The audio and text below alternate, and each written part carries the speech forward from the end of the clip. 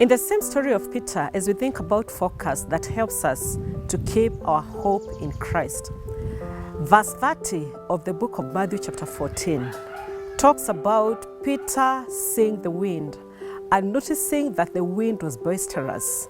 He began to sink.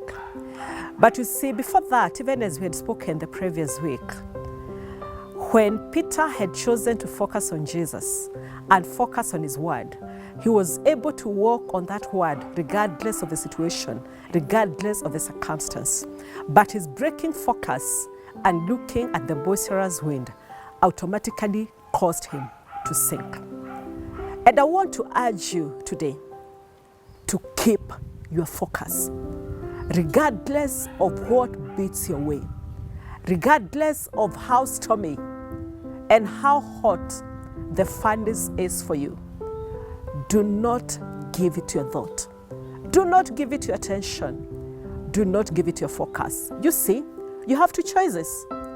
You can choose to focus on Jesus, focus on his word, walk and ride the storm. Or you can choose, like Peter, to focus on the storm and the wind, and you sink. It is inevitable. I don't know about you, but I choose to keep my eyes fixed on Jesus, the author and the finisher of our faith, who in his time makes all things beautiful. So make the right choice, make the right decision, focus on what matters. Christ is what matters. His word is what matters. Focus in him, trust in him, stand on his word. Do not break focus. I am sure that you've heard it said many times that the reason why men fail is broken focus. Don't be among them.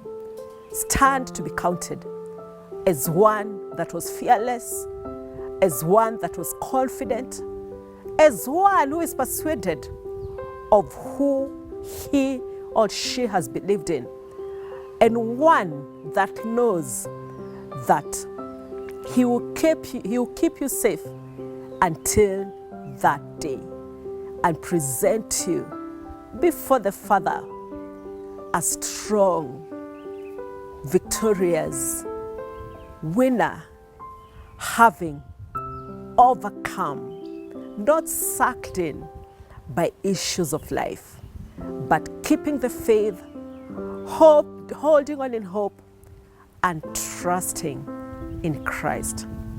Keep your faith, keep your focus. It is hope that is unbound. Until next time, bye-bye for now.